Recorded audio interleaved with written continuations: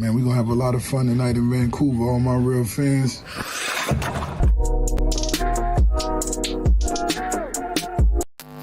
The following is a hockey podcast out of Vancouver and Surrey, British Columbia. It'll only consist of a lot of puck talk and even more BS, or in actual words, banter and satire. Enjoy, and as always, go Canucks go.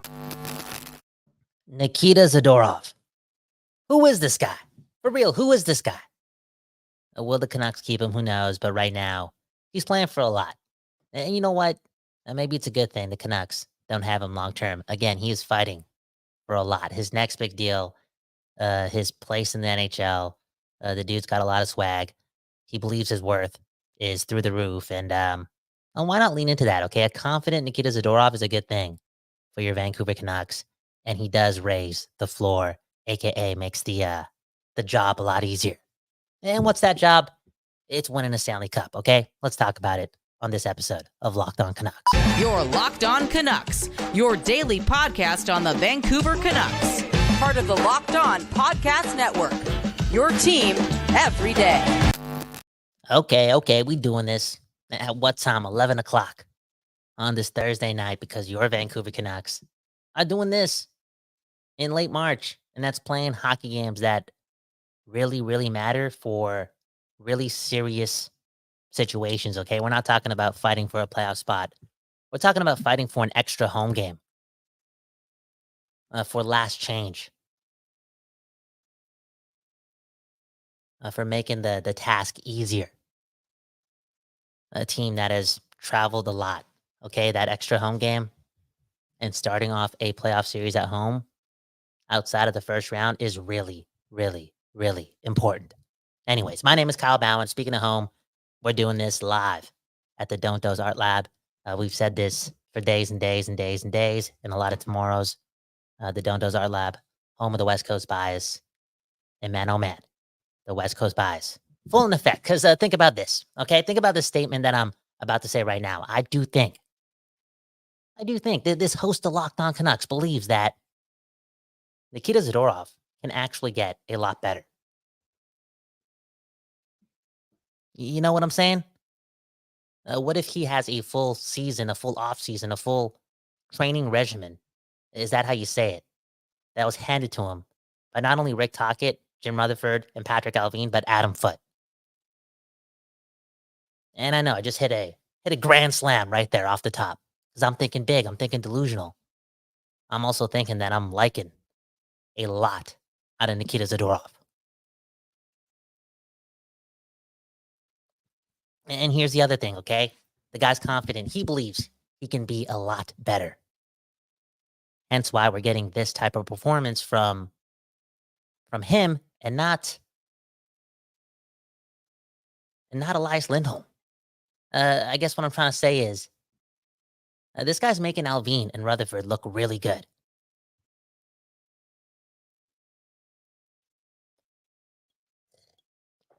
Look at this comment from Zachary Kyle, okay? This dude, a talented musician, not going to front. He's saying this, okay? Need someone like Zadorov to take out a star player on a run. That is evil. That's hockey. And maybe not injure a star player, right? Not intent to injure, but intent to intimidate in a long playoff run. That is very, very important. And Nikita Zadorov can do a lot of that outside of, in my opinion, do a lot more of what he's doing offensively. Again, confidence is pouring through that guy. He's skating well. He's taking chances, and he's scoring goals.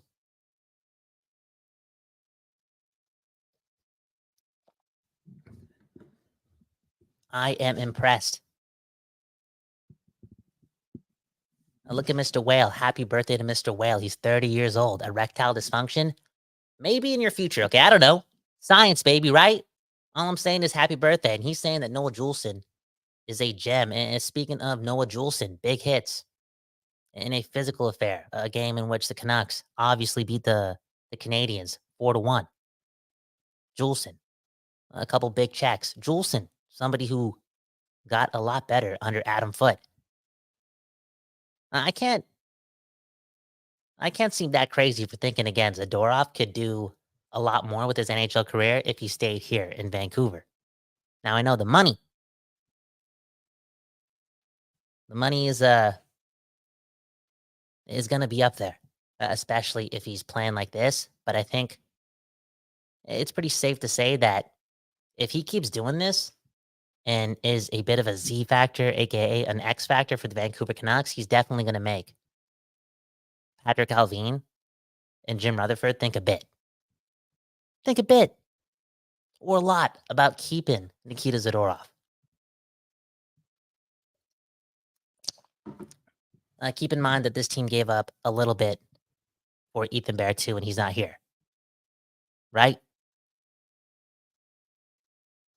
Those type of guys are hard to get.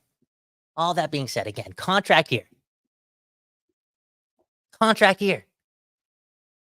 Nikita Zadorov playing for a lot.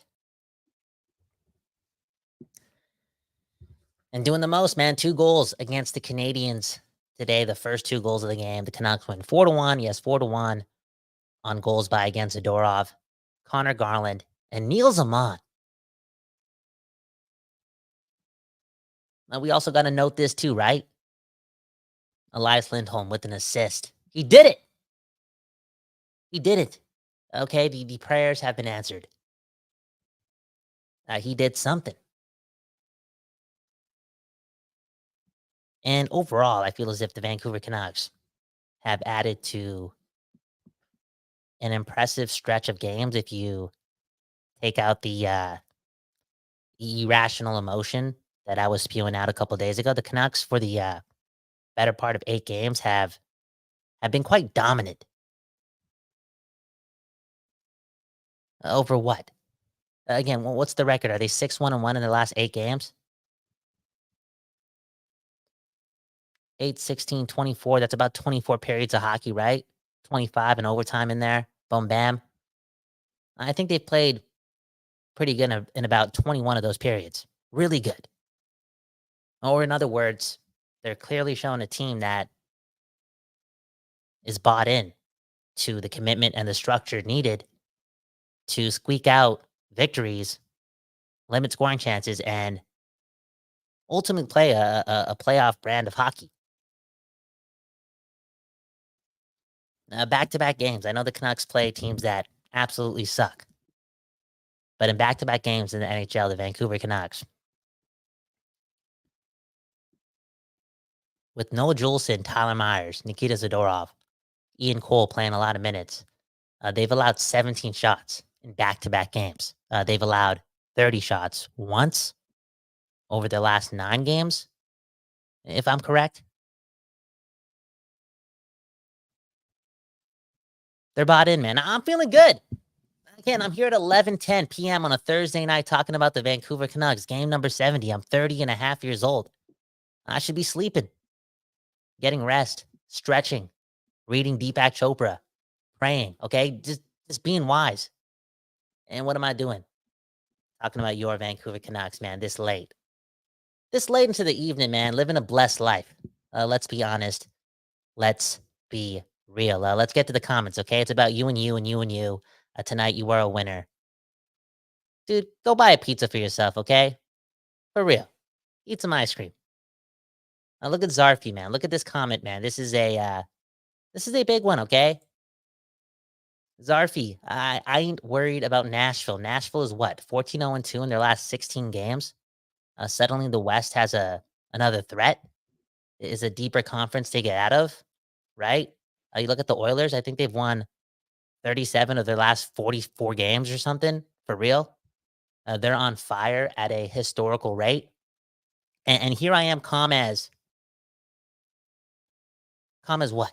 I was going to say something. I'm not allowed to say it on this family program, okay? Come on, okay? I'm calm. You know why? Because for the most part, and I'm talking the most part, pretty much from day one, the Canucks have proven to be a resilient and outside their power play, a pretty top-tier team, still amongst the teams in the league that sit atop of the goal-scoring category and the goals against category. That's pretty impressive. And it's been like that again since October. No fluke here. I guess what I'm really trying to say is I ain't scared of nobody. I ain't scared of nobody. Come on, you think I'm scared of Ryan O'Reilly? No, I'm not. Okay? A little scared of Roman Yossi, maybe. UC Stars, okay. Philip Forsberg playing like it's what? Be another Forsberg. This guy's playing Peter Forsberg-like right now, okay? Elite, I know. They just beat the Florida Panthers, I know, but I'm not scared. The Oilers, again, McDavid, blah, blah, blah, gonna get 100 points. Not 100 points, 100 assists in one season. I ain't scared, though. I'm looking forward to the challenge. I'm looking forward to possibly playing Vegas in round 1. Bring it. Bring it. This is a magical story being written. This wasn't supposed to happen. Let's throw a couple more obstacles. Let's make this documentary really good. Bring it. Bring on Vegas. Bring on whoever, whether it be Nashville or Colorado in the conference finals, whether it be the Oilers in round 2. Bring it, okay? In fact, I cannot wait. I cannot wait to see JT Miller go up against Connor McDavid. I can't wait to see Quinn Hughes do the exact same thing. I cannot wait to see Quinn Hughes play 30-plus minutes a game. Speaking of Quinn Hughes, what's going on with the people, man? Just roasting Filip Hronek. People. Not a fan of that guy right now. Okay, Mr. Whale, happy birthday again. Don't play Suter or Filip Hronek on the power play, okay, or PP1. Which we saw today, right? 5-on-4. There was Pius Suter. And when we got a 5-on-3 for about 8 minutes, Suter came off and Filip Hronek took his place, which didn't lead to a goal. And it's pretty obvious why, okay? For some reason, this power play, this unit, this coaching staff wants to just move around a lot and make it a necessity to find movement and find new, which ultimately leads them to find ways to get JT Miller the puck less, where he's most comfortable. Okay, 5-on-3. Where was JT Miller? Not next to the blue line and the half wall and behind the face-off dot. He was near the net. Why? Because you needed Filip Hronek's big shot on a 5-on-3? No. Okay, well, what's the logic in that? There's one less penalty killer going up against JT Miller. Keep him where he's absolutely dominant. Okay, a bit of overthinking still happening on that PP1 unit, and it was really the biggest reason why I think this game wasn't a blowout. You see a lot of games where the PP, the power play, really gets the stars going in the game, and when you have 3 power plays in the first period and nothing is going, I can only see what that could do for your commitment / I don't know, enjoyment in this game in late March against the Montreal Canadiens. You know what I'm saying? And look at the scoreboard. The Canucks still won 4-1. It's great. It's perfect. But look at the box score. Again, Neil Zaman with the goal. Podkolzin with an assist. Lindholm with an assist. Great. Beautiful. Zadorov, 2 goals. Ilya Mikheyev, 2 assists, playing some of his best hockey of the season. It's all good. It's all well, but I'll say this now and I'll say it again until it's firing on all cylinders. If the Canucks don't get their power play in order and it's not deadly, it's not iconic, I don't see this team playing in June. It's too big of a strength with that much firepower for it to be lost and confused and overall just failing to consistently put up results. Which is crazy to say because, Quinn Hughes did hit the crossbar on the PP. Speaking of Quinn Hughes, can this guy shoot the puck more? Be more aggressive with it? Be more confident with it? Okay, again, last week against the Capitals, he admitted to not shooting the puck when he had a chance to tie the game because he didn't think he could what, beat the goaltender? Who's that goaltender exactly? Maybe he's not really confident with the shot right now. And we saw it a couple times today where he was in close and had a chance. But I don't know, just always trying to make a play. And it's cool. It's great. It's why Quinn Hughes is going to win the Norris. But it does leave me to be frustrated every now and then. More comments? Okay, why not? We're going to end the show off with just comments. Again, happy birthday to Mr. Whale. If you have any advice on what comes to you, after turning 30 years old, leave it in the comments, okay? Or in the live chat. We're going to celebrate Mr. Whale's birthday. And we'll just get to your comments, man, to end off the episode. This is Locked on Canucks. Hit the subscribe button, hit the like button. Hey, damn, it took us 15 minutes to say this, okay? We're giving away 2 Canucks tickets tomorrow. Hit the Discord link in the bio and join the Discord. The conversation is really going off over there. And yeah, if you do so, you qualify to win Canucks tickets. More on that in a couple of minutes. Again, you're listening to Locked on Canucks. And let's shout out our friends at eBay Motors. eBay Motors is everything you need to maintain your vehicle and level it up to peak performance. From superchargers, roof racks, exhaust kits, LED headlights, and more. Whether you're into speed, power, or style, eBay Motors has got you covered. With over 122 million parts to choose from for your number one ride or die, you'll always find exactly what you're looking for. And with eBay Guaranteed Fit, your part is guaranteed to fit your ride every time or your money back. Woo! Because with eBay Motors, you're burning rubber, not cash, baby. With all the parts you need at the prices you want, it's easy to turn your car into the MVP and bring home that win. Keep your ride or die alive at ebaymotors.com. Let's ride. And eligible items only, exclusions apply. eBay Guarantee Fit only available to U.S. customers.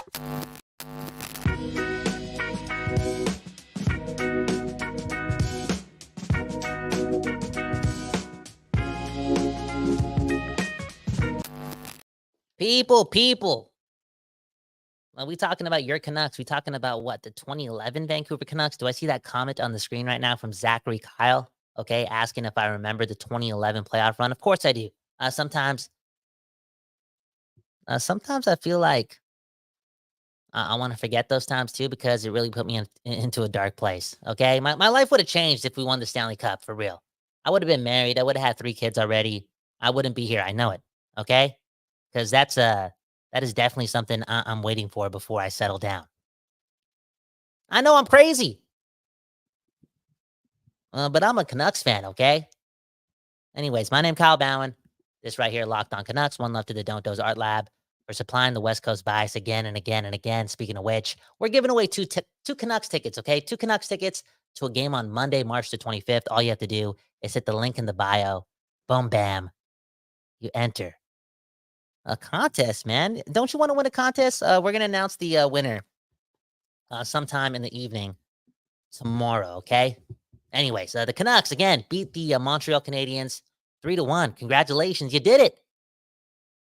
You did it. You played really good against the Canadiens. Yeah, you didn't get any contribution from your star players, but again, you dominated, held the team in the NHL to 17 shots, made it look pretty easy. And a lot of guys that needed something, got something today, okay? For real. Neil Zaman, it's been a while. It's always good for Connor Garland to A, pick up a goal, and B, get that chemistry going a little bit with Teddy Bluger again. You can tell those two like each other a lot, okay? That celebration was one of the best celebrations of the year, if you really think about it. You also got points from Podkolzin and Elias Lindholm, okay? The depth of floor of this team. It got rewarded today.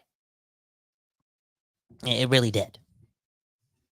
Now let's get to the comments, okay? Let's go to this one, okay? Carmen, who do you want to play the least in the first round? The least? Bro, you missed the beginning of the show, man. I don't care who we play. Bring on anyone. Especially if Thatcher Demko is healthy, man. Come on. The Canucks at the top of the NHL standings pretty much right now, pretty much have been there since day one. They have a lot of good players, a lot of great players, a lot of players who can do a lot more.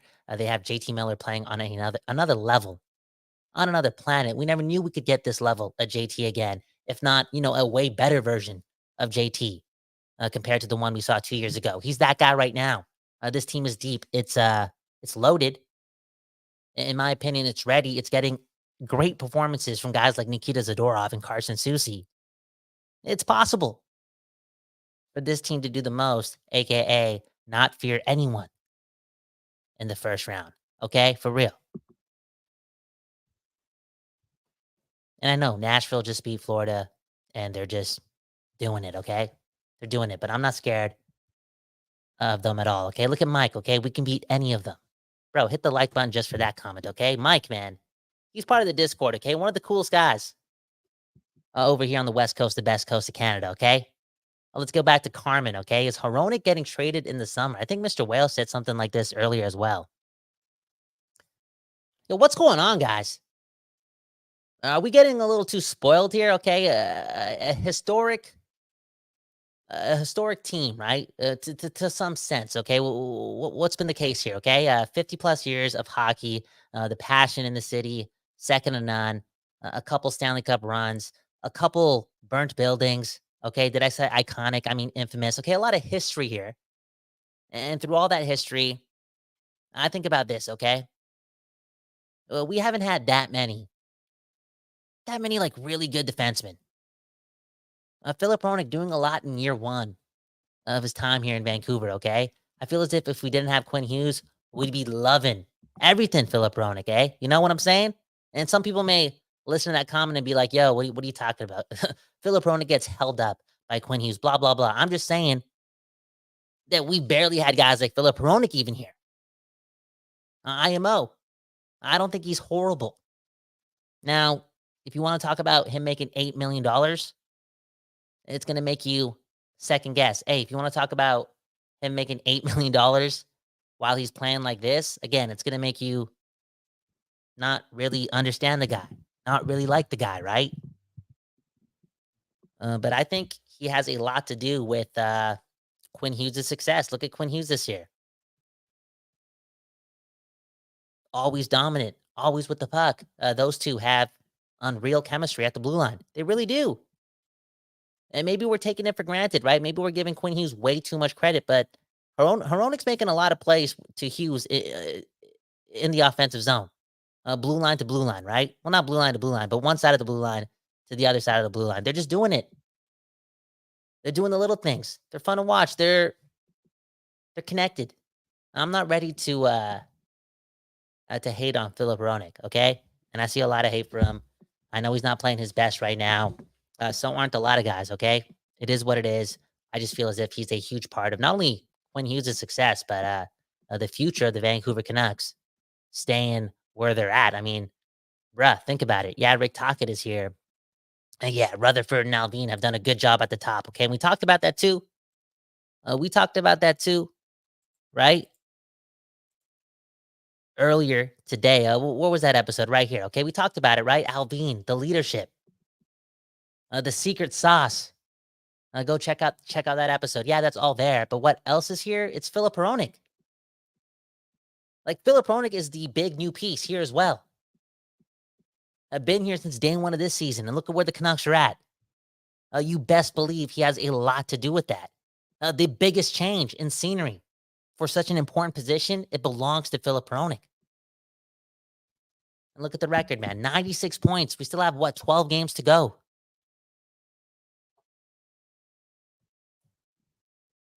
Philip Hronek. Let's keep him.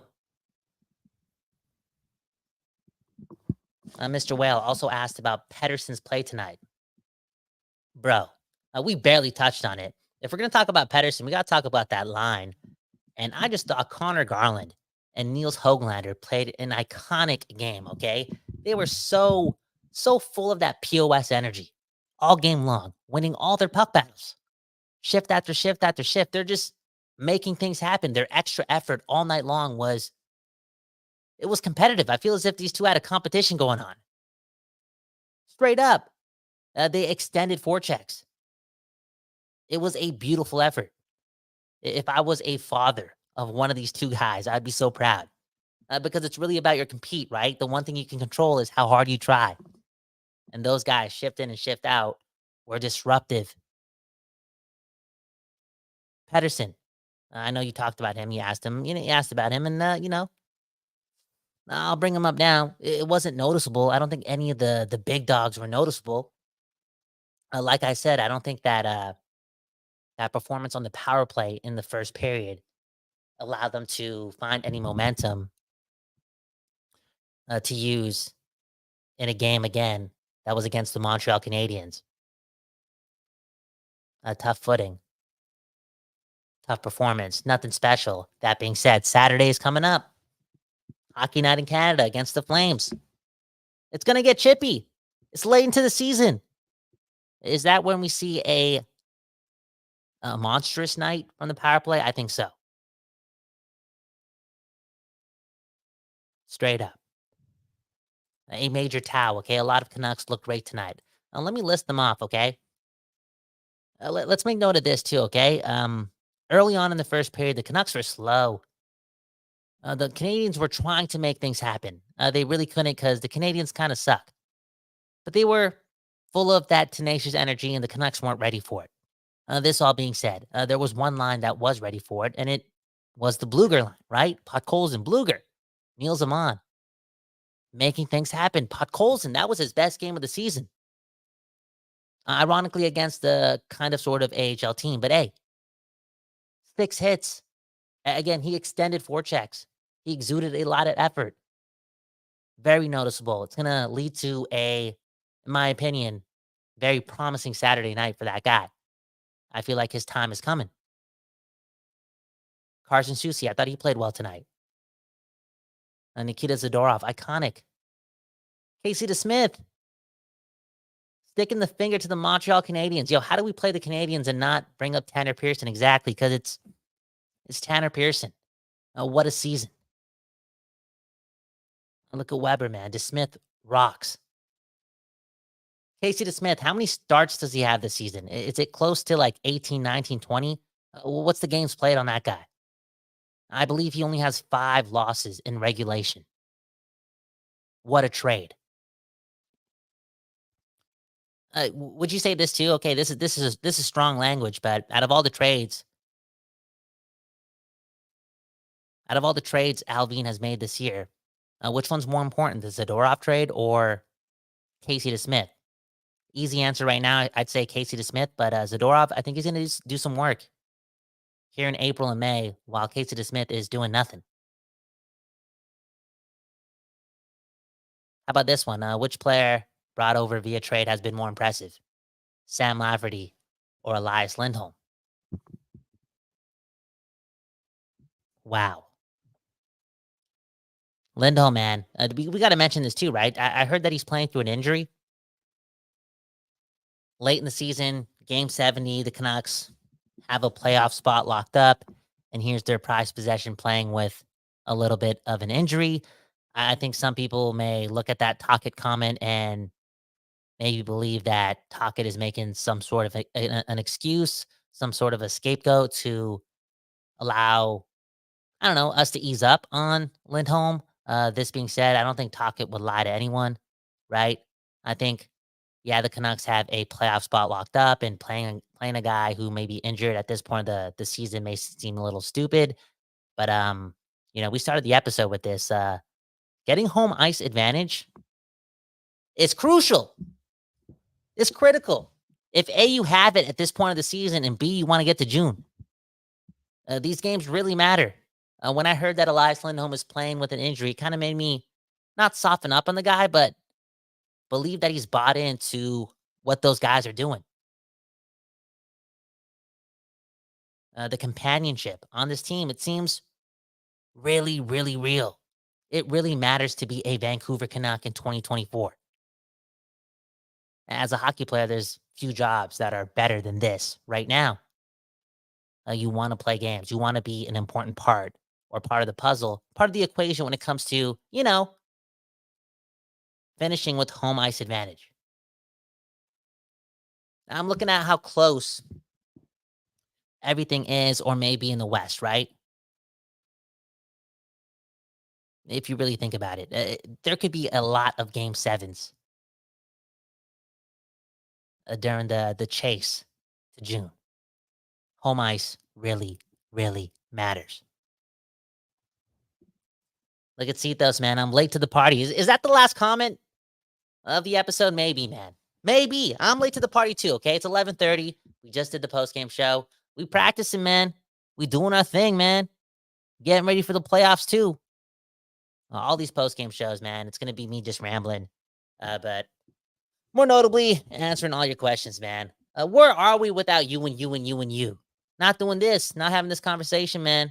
And for real, take a moment to appreciate the fact that we're here in late March and the sun is out and hockey in Vancouver just feel They feel in sync again, okay? And yeah, we expected to have these games matter in September because A, we were tired of the BS, and B, it was time. But nobody expected it to matter for reasons that had to connect with home ice advantage. You know what I'm saying? We're blessed. We're blessed. Now look at Mike, man. This is going to get Trevor going for tomorrow's episode, okay, in the morning. I still think they should split up Philip Hronik and Quinn Hughes. Just to feel something? Just to try something? If you do that, do you have to split up Nikita Zadorov and Noah Juleson then? Or Carson Soucy and Tyler Myers? Damn, we didn't even touch on Ian Cole being a healthy scratch, man. So much going on with this Canucks team, man. Hit the like button, subscribe. Locked on Canucks, your Canucks every day. We doing this out of the Don't Doze Art Lab because we got it right. This is home of the West Coast bias, and we like to deliver that West Coast bias to you and you and you and you. And it's pretty much our mission because, bro, how are we going to look after the world if we're not looking after our neighbors? Again, hit the subscribe button. And yeah, you get an opportunity right now to hit that link in the bio that gets you what? A place into our Discord where people talk about the Canucks while on toilets. And B, it gets you entered into a draw to win Canucks tickets, okay? March the 25th, a game against the Kings. We're announcing the winner to that competition tomorrow evening, okay? Join the Discord. Link in the bio. One love to you and you, and you and you, and you and you, and you and you. Happy birthday, Mr. Whale. Take care of your neighbors again, man. We so lucky, man. Go Canucks, go, man. Go Canucks, go. Look at you, man. You're going to get off of here, and now you're going to watch some Canucks highlights. Life is beautiful again.